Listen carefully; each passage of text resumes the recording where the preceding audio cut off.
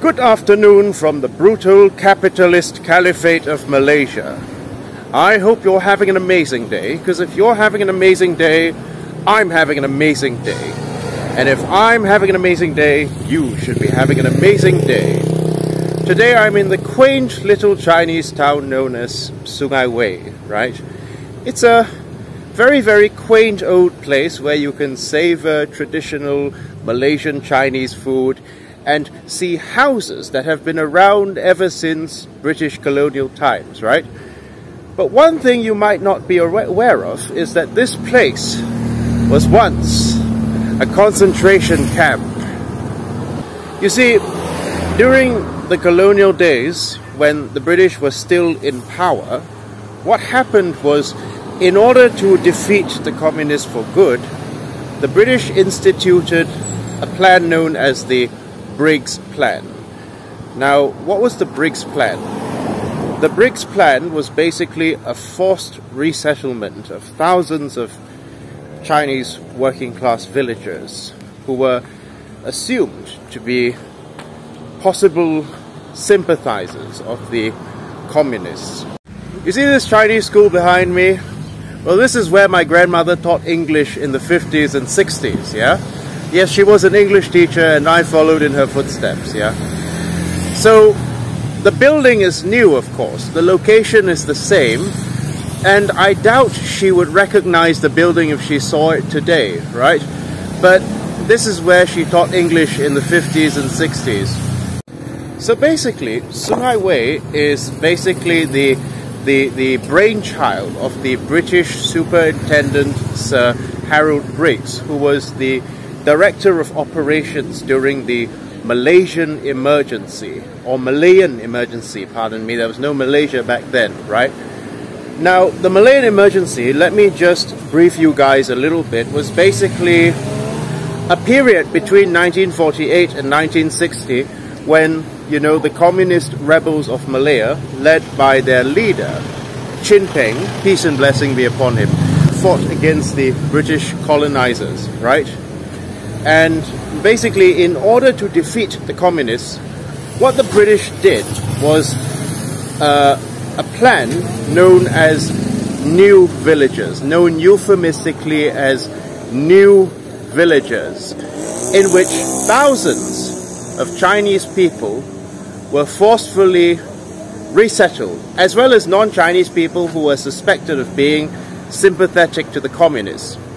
They were forcefully resettled into what the British termed new villages. That was in the 1950s, right? And what happened, and this place, a place that we now call Sungai Wei, is one of those 452 new villages, right? Now, first of all, I have to say the food here is very good, yeah? So if you are in the area, do give the food, like the chicken rice or the char siu rice, a try. It's very, very good. One thing you'll notice is that the demographic makeup in this place is predominantly Chinese, right? Well, that's because, you know, as I've said, thousands of Chinese people, you know, innocent Chinese people who had nothing to do with the communists, were forcefully resettled into this area, right? And basically, why was this done? Well, this was because at the time during the war with Japan, many Chinese took to the jungles in order to fight against the Japanese, right? So many Chinese actually converted over to communism because, well, it was a form of anti-imperialism, right? And so, what happened was, during the war, during the Second World War, the word Chinese and communist became sort of like synonymous to many people, right? Even though, you know, there's a clear difference. The fact of the matter is that what happened was, after the Second World War, basically the British were sort of like coming back to take over the place, right? But the communists were not very happy about this because, well, they felt that, you know, the country should not go back to the British, who had abandoned the people during the war, right? And so the communists, led by, as I've said, led by a fellow named Peng, led a rebellion against the British colonizers. See, the thing is, before the creation of a national Malaysian consciousness, everyone in this place was basically a separate community, right? Everyone lived as a separate community. You know, Chinese, Malays, Indians, all lived as a separate community, and basically there was no Malaysian consciousness yet, right? The Chinese and the Indians, many of whom had been brought over by the British as tin miners or rubber tappers, you know, were not yet Malayan citizens, right? So it was natural that their loyalty was questioned, not only by the British, but by everyone in this country at the time, right? And so the British felt that the Chinese had no particular stake in this land yet. They suspected, basically, that the most likely group that would be sympathetic towards the communists would be the Chinese, and they were actually right? Because, you know, communism tends to appeal towards people who tend to be downtrodden and people who are basically oppressed in a society, right?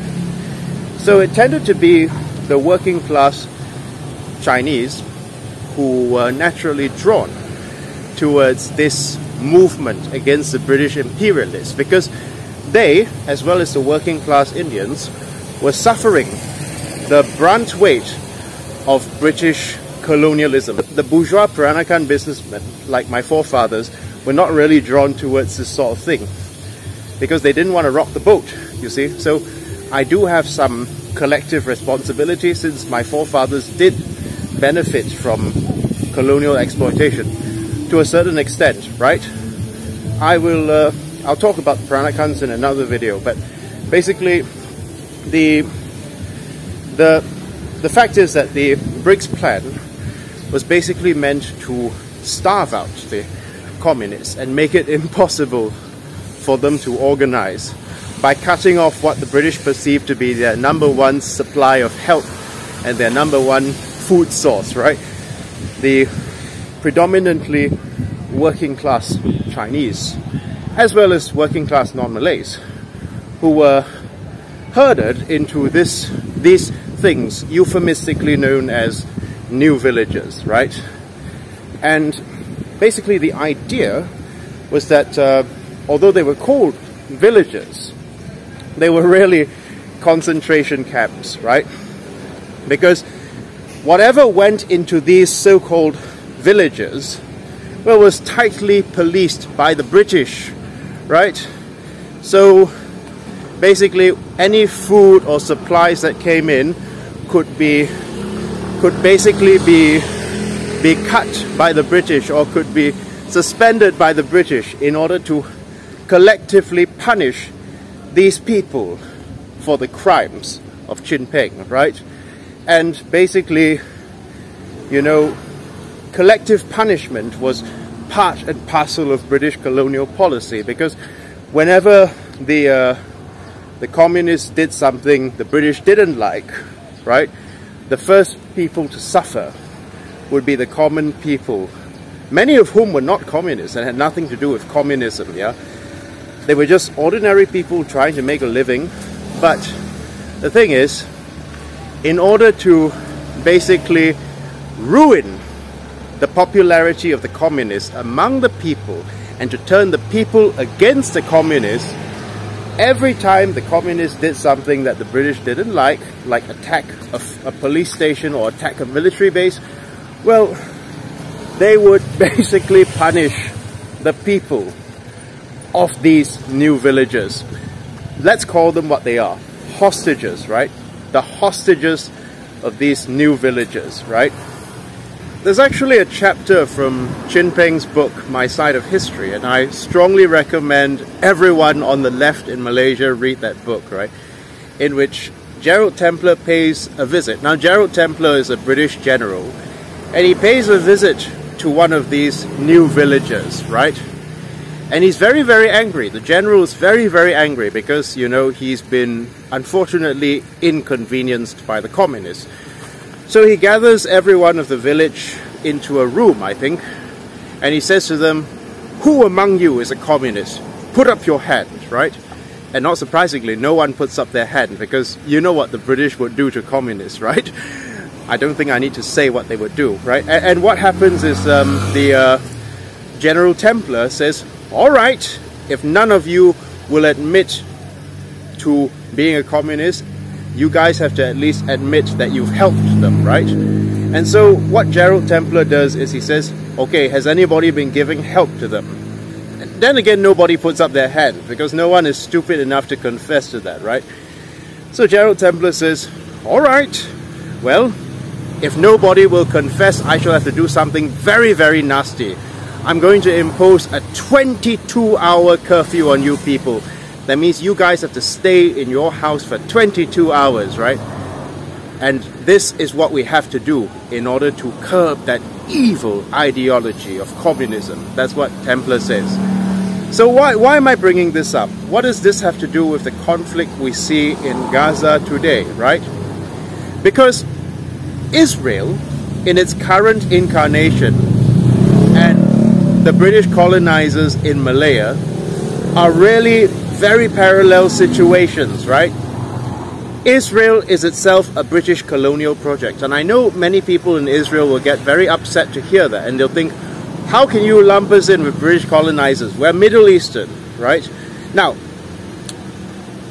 even if you are genetically Middle Eastern and you have some Middle Eastern ancestry, the fact of the matter is that Israel was created under the auspices of British colonialism because it was not created out of an agreement between the European Jewish Zionist people and the local Palestinian people. No, it was created under the auspices of Lord Balfour, right? The Balfour Declaration. So Israel was basically created, at least the spiritual founding of Israel was done under the auspices of British colonialism, on British colonial's terms, right?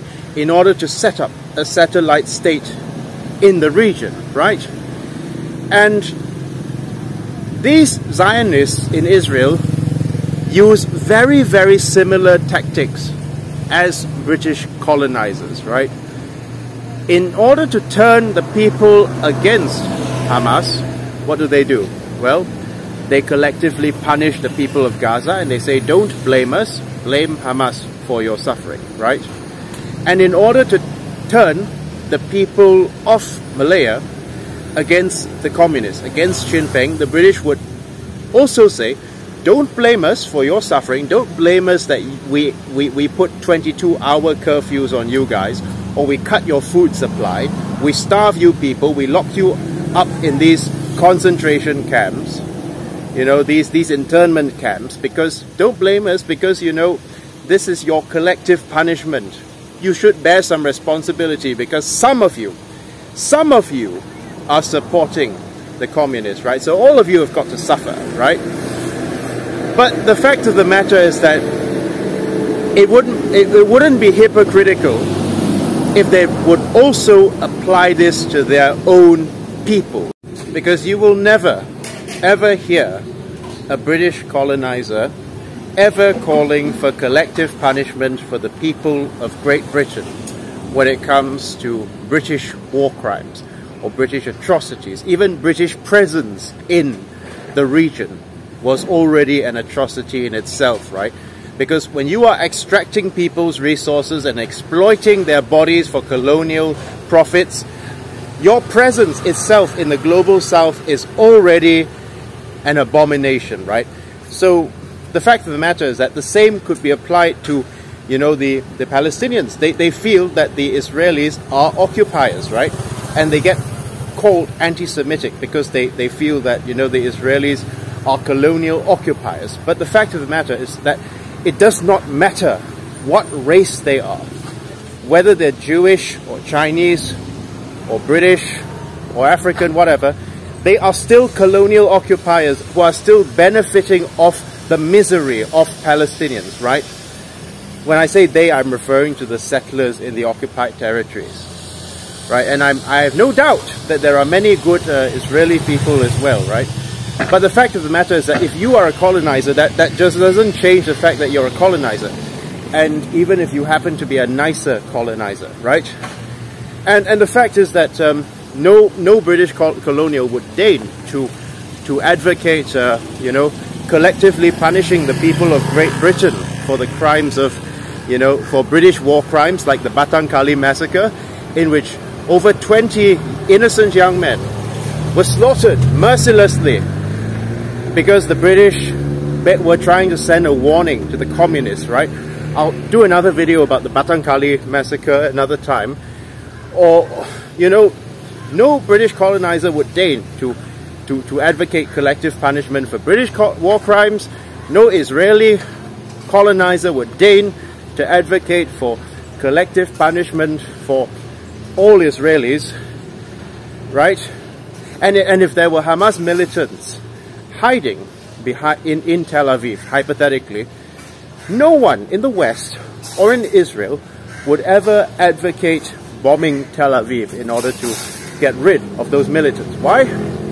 Because the life and the well-being of the colonizer, as we have seen, is seen by the colonizer as more valuable than the life and well-being of the colonized, right?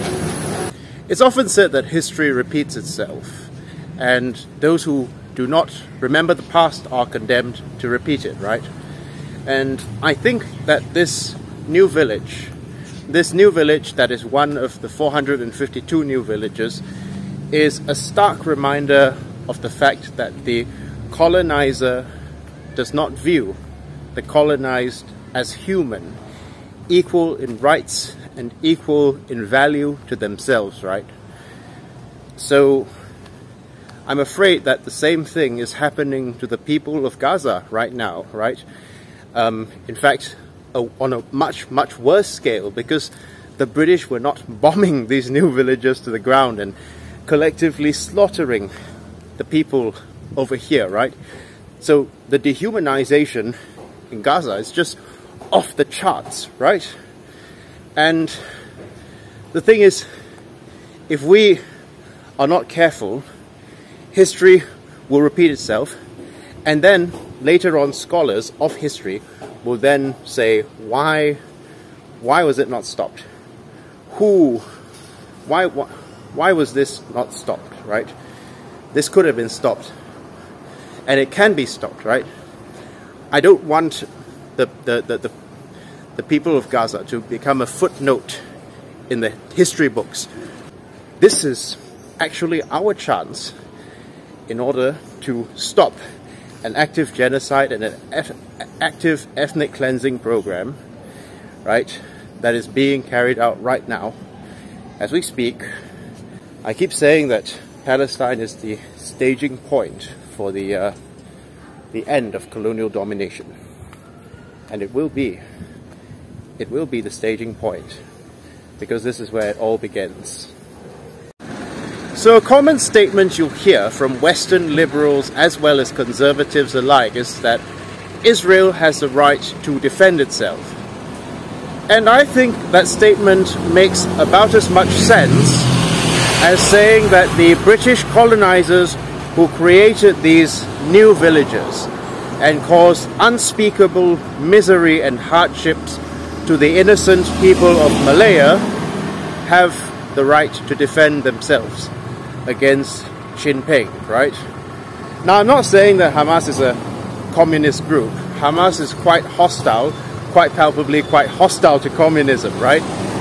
I don't even agree, ideologically speaking, with Hamas, right? But let's just say that the statement, Israel has a right to defend itself, is basically laden with colonial imperialist entitlement, right? The entitlement of the colonizer to believe that he is a victim when the colonized subjects strike back, right? Because you can't be calling it self-defense when you yourself are a colonial occupier in someone else's land and you are profiting and benefiting off that person's misery, right?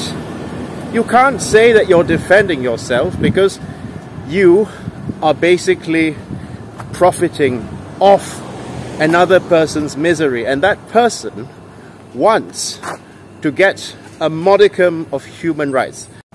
At the heart of it, you know, most Palestinian people, even I would dare say many of the young fighters in Hamas, as we can see in the videos of them behaving graciously towards Israeli grandmothers who had been unfortunately caught up in the situation, right?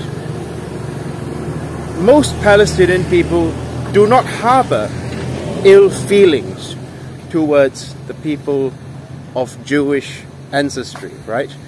They do not harbor even ill feelings towards the people of Israel, for that matter. But the fact of the matter is that despite the fact that they don't have a personal vendetta against you, just like you know, the average Chinese person in a new village here would not have had a personal vendetta against anyone of British descent, right? The fact of the matter is that until the occupation is lifted, until the people of Palestine, that is to say not just in Israel but in the occupied territories as well as Gaza, are free to pursue happiness and are free to just live free, happy lives, Hamas will continue to exist until the occupation is lifted and Palestine is freed from the river to the sea. As we keep saying again and again and again, there is no way, there is absolutely no way that you're going to see an end to the conflict, right? Now, how did the communist emergency end in Malaya? Well, unfortunately, Peng ran out of bullets, right? And that's because China cut their funding to him because they felt that this communist rebellion of his was a lost cause, right? In the 80s, Deng Xiaoping was already telling Peng that, you know, this is not going to work out. You better just, you know, make peace with the Malaysian authorities, and, you know, it's not realistic to expect Malaysia to be a communist state, right?